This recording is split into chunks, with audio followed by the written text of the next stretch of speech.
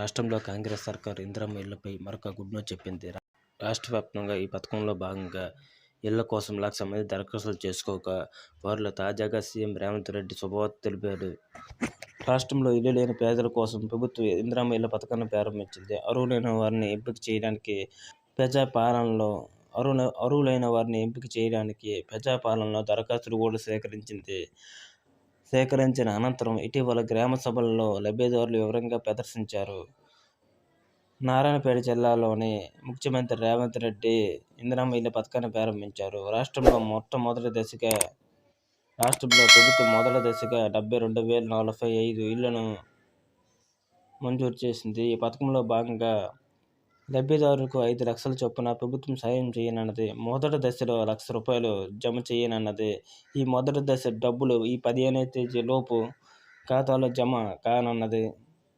ఇళ్లు నిర్మించుకునే పేదలకు ప్రభుత్వం దశలవారీగా 5 లక్షలు అందించనున్నది. బేస్మెంట్ లెవెల్లో పనులు పూర్తి కాగానే ₹1,00,000 విడుదల చేస్తుంది.